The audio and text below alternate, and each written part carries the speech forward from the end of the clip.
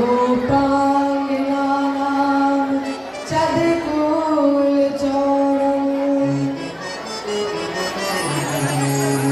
अनेकजन्मार्जित पापचौरम्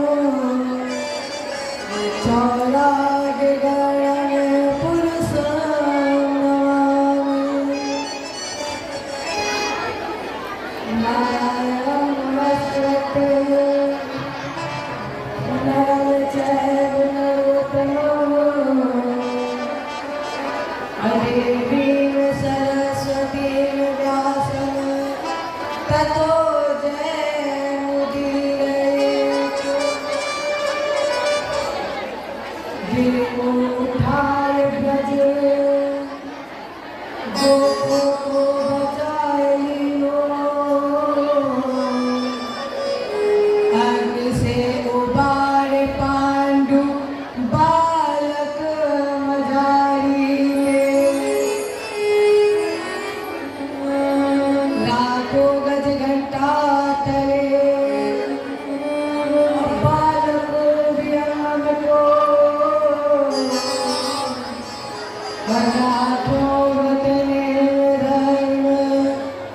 पांडव की नारी को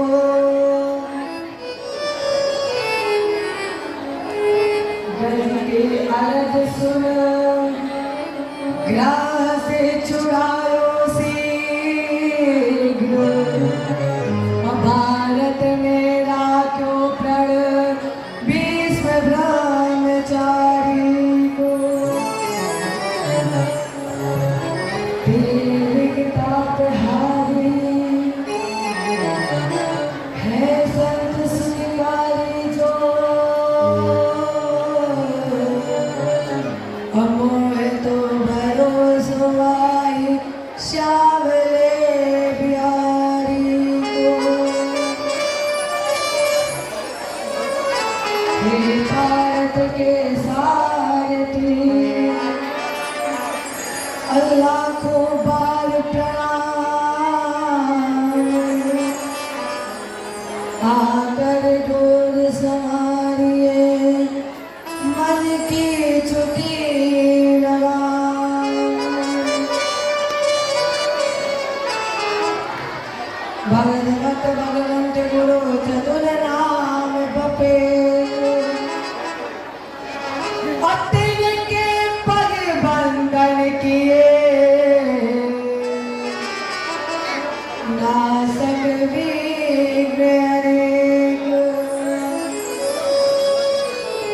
करहु प्रणाम करम मन वाणी करहु कृपा सेवक सुत पाए। अतुलित बलधाम कर्ण शैलावधे हम अतनुज बल कृशानो ज्ञान नाम प्रगणम सकल गुण निधानम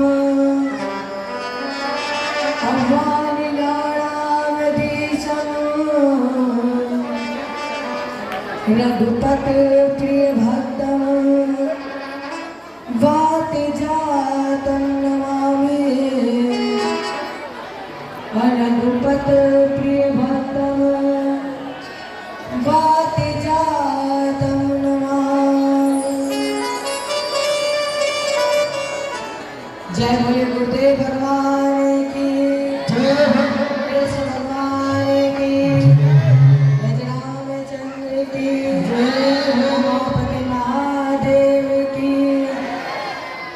शक्ति दुर्गे मैया की भागवत भगवान की बजरंगबली की जय जय श्री जय जय श्री जय जय श्री।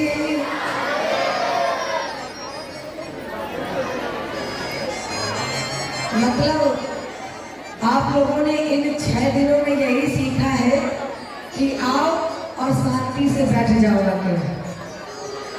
यही सीखा है। अरे जोर से जयकारा लगाइए ना, जय जय श्री, जय जय श्री, जय जय श्री।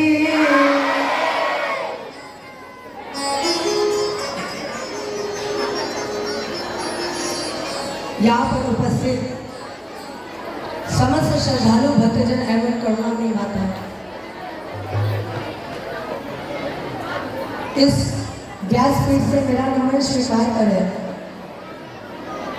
और आज हम सभी श्रीमद् भागवत कथा के विश्राम दिवस की ओर प्रवेश करने जा रहे हैं। सप्तम दिवस में प्रवेश करने जा रहे हैं और इसमें प्रवेश करने से पूर्व अपने मन वाणी को पवित्र करें। अच्छा, एक प्रश्न है, आप उन प्रश्न का उत्तर दे दीजिए, फिर अपने मन वाणी को पवित्र करें। इन 6 दिनों में हमारे कन्हैया ने, हमारी राधा रानी ने किसका किसका दिल चुराया है? 6 दिनों में किसका किसका दिल चुराया है, वो दोनों हाथ उठा के बताए। अरे दोनों हाथ उठा, शर्मा क्यों रहे हो? चुराया है दिल तो दोनों हाथ उठा के मीठी मीठी तालियों की सेवा के साथ कहें, तो दिल मेरा ले गया सावरिया, दिल मेरा ले गया सावरिया, ओढ़ के काली कावरिया, दिल मेरा ले गया सावरिया, दिल मेरा ले गया सावरिया, ओढ़ के काली कावरिया।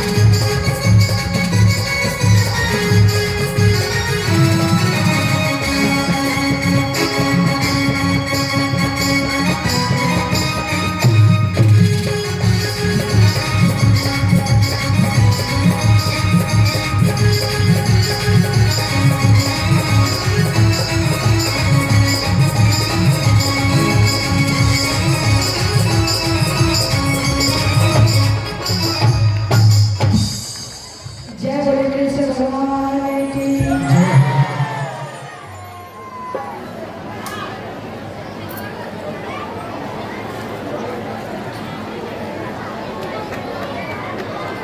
कल हम सभी के बीच चर्चा चल रही थी भगवान कृष्ण और रुक्मिणी जी के विवाह की। कल बड़े ही धूमधाम से हम सभी ने रुक्मिणी कृष्ण का विवाह किया कराया। रुक्मिणी जी का हाथ पकड़कर भगवान ऐसे रथ पर बैठा कर चल पड़े हैं जैसे भेड़ की झुंड में सिंह घुस जाए और जो भेड़ उसे अच्छी लगे उसे अपना भोजन बना ले। उसी तरह भगवान और निर्भीक होकर चल पड़े। इधर सखिया भागी और पहुंची रुक्मी के पास। कहा, रुक्मी, अनर्थ हो गया है। क्या हुआ? आपको पता है वो जो द्वारकाधीश कृष्ण है उसने रुक्मिणी जी का हरण कर लिया।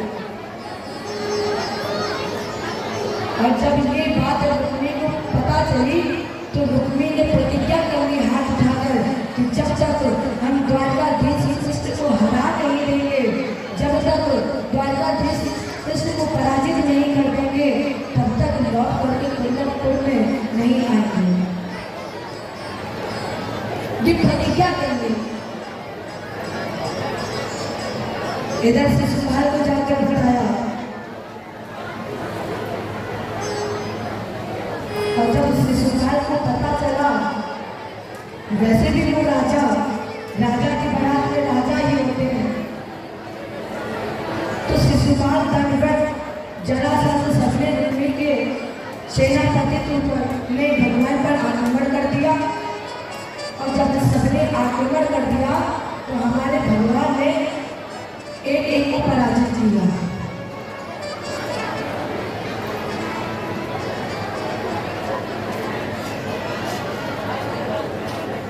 भगवान ने रुक्मी को रथ के पीछे बांध लिया और भगवान ने सोचा कि ये प्रतिज्ञा करके आया है, और जब ये प्रतिज्ञा करके आया तो ना ये हार पाएगा और ना ये हमें हरा पाएगा, इसलिए भगवान ने रुक्मी को रथ के पीछे बांध दिया। सोचा अगर ये कहीं मर गया तो हमारा एक ही सारा काम हो जाएगा। इधर बलराम भैया द्वारका में आए, सभी मौजूद थे लेकिन कन्हैया नहीं थे। बलराम भैया ने पूछा, कन्हैया कहाँ है? अब जब किसी को पता होता तब तो बताते कहाँ है। सब बोले हमें नहीं पता कहाँ है। तब तक एक पीछे से आया, उसने बताया कि वो तो चला गया है, कहाँ? विवाह करने। बलराम जी ने कहा, ताली को बुलाओ। बोले ताली भी उन्हीं के साथ ही गया है। बलराम जी ने कहा, तो फिर मेरा भी घर तैयार करो और मैं भी चलूंगा। लोग बोले तो हुआ, अरे अगर विवाह होना होगा तो अभी तक हो गया होगा, और अब आप जाकर क्या करोगे? बलराम भैया ने कहा, देखो कृष्ण का विवाह बगैर लड़ाई झगड़े के तो हो ही नहीं सकता।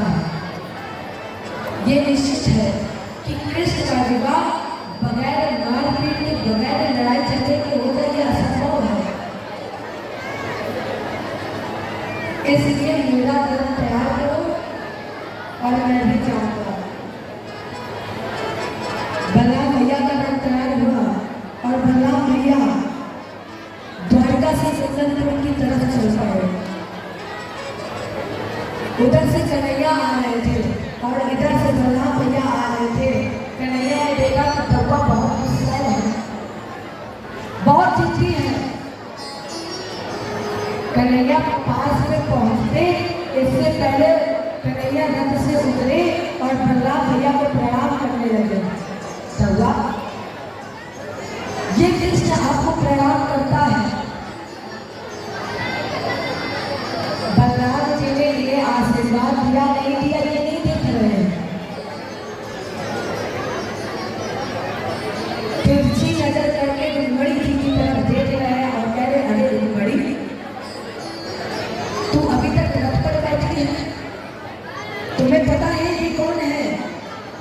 रुक्मणी ये मेरे बड़े भैया बलराम है, जल्दी से रथ से उतरो और इन्हें प्रणाम करो। रुक्मणी जी रथ से उतरी और रुक्मणी जी ने द्रौपदी को प्रणाम किया। द्रौपदी ये रुक्मणी आपको प्रणाम करती है। बलराम भैया ने रुक्मणी जी को आशीर्वाद दिया अखंड सौभाग्यवती भव। अब जब रुक्मणी जी को आशीर्वाद मिल गया तो कन्हैया ने कहा अब हमारे ऊपर कोई फर्क नहीं पड़ता। बलराम भैया ने कहा चाहिए बताओ कहाँ गए थे? कन्हैया बोलो विवाह करने। दवा बोली कि बताओ विवाह करने तो गए थे लेकिन तुम ले करके आए हो, क्या लेकर आए हो? कन्हैया बोले दवा जो कुछ भी है रथ के पीछे बंधा है आप देख लो और ले लो। अब रथ के पीछे तो रुक्मी बंधा था, जैसे ही बलराम भैया रथ के पीछे गए तो वो हाथ पैर हिला रहा था, छटपटा रहा था। बलराम भैया ने कहा ये बताओ तुम ले करके आए हो? अरे लोग विवाह करके आते हैं तो दीवान लेकर आते, फ्रिज लेकर आते, वाशिंग मशीन लेकर आते हैं और तुम विवाह करके आए हो और क्या लेकर आए हो? भगवान कृष्ण बोलते इससे पहले रुक्मणी जी ने कहा दौड़ा ये मेरा बड़ा भाई है, माना इस पृथ्वी मंडल पर और ये शासक नहीं कसाई है, लेकिन फिर भी मैं कहती हूँ आखिर वो मेरा भाई है। तो मैं जानता हूँ मैं जानती हूँ ये बड़ा क्रूर है, कसाई है, अधर्मी है, अधम है, निराधम है, लेकिन दौड़ा ये जैसा भी है मेरा भाई, इसे बंधन मुक्त करा दीजिए। दौड़ा जी ने आदेश दिया छोड़ दो उसे, बंधन मुक्त कर दो। तो भगवान ने इसे बंधन मुक्त कर दिया। अब ये प्रतिज्ञा करके आया था इसलिए इसने वहीं पर नगर बसा लिया और वहां का राजा बन गया। लेकिन शिशुपाल अब जन्मासन में बैठा धो रहा, सोच रहा था कि बारात वापस कैसे लेकर जाए, लोग क्या कहेंगे। चैत्र सम्राट शिशुपाल विवाह करने गया और उसकी पत्नी का हरण एक ग्वाला ने चुरा कर ले लिया। खाली हाथ जाने तो बड़ी बदनामी हो। मित्र बोले एक बात है मेरे पास, अगर हम बताए तो दो कर सब कर लो। शिशुपाल ने कहा बताओ।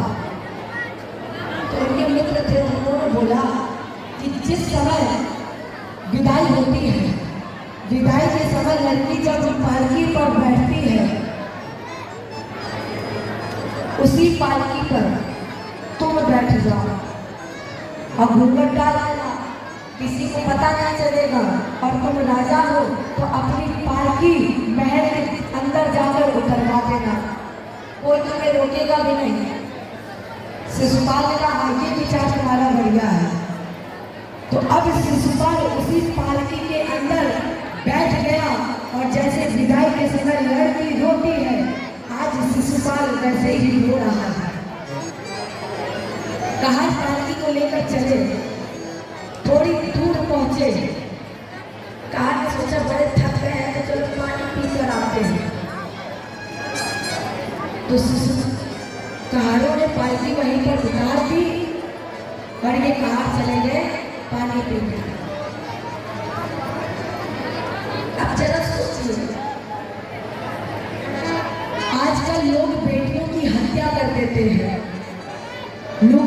पता चलता है कि गर्भ में बेटी है तो बेटी को मार देते हैं। अगर हम ना होते, अगर आप ना होते तो हम ना होते, और अगर हम ना होते तो फिर ये लोग होते। हम ही लोगों से ही तो ये लोग हैं। और आज इतनी दुर्दशा हो गई है देश में कि जैसे ही लोगों को पता चलता है कि बेटी है तो बेटी की हत्या कर देते हैं। क्या होती है बेटियां, सुनिएगा, कभी बेटियों की हत्या नहीं करनी चाहिए। बेटा एक बार भले तुमसे ना पूछे, लेकिन बेटी हर रोज पूछती है, पापा माँ आप ठीक तो हो। बेटा एक कुल को संभालने में इतना थक जाता है, वो सोचता है कि कैसे हम अपने माँ बाप को संभालेंगे, लेकिन बेटी दो दो कुलों को लेकर चलती है। एक मायके को लेकर चलती है और एक ससुराल को लेकर चलती है, लेकिन उस बेटी का घर ना मायका होता है और ना ससुराल होता है। बेटी जब ससुराल में होती है तो ससुराल वाले बोलते हैं कि जाओ अपने मायके जाओ, और जब बेटी मायके आती है तो मायके वाले बोलते हैं अरे यहाँ क्यों पड़ी हो, जाओ अपने घर जाओ। क्या होती है बेटियां, सुनिएगा, पापा के साथ और मम्मी की जान दुर्गा समान होती है।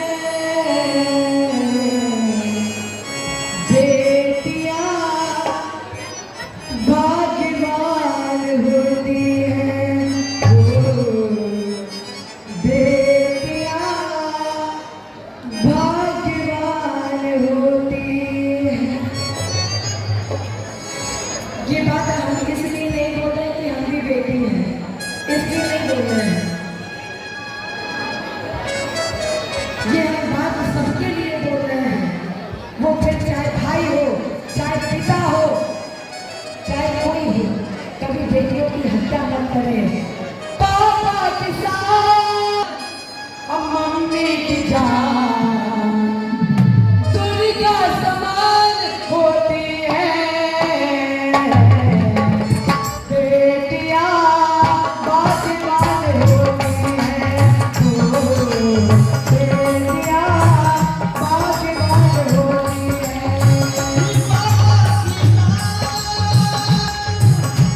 मम्मी की जान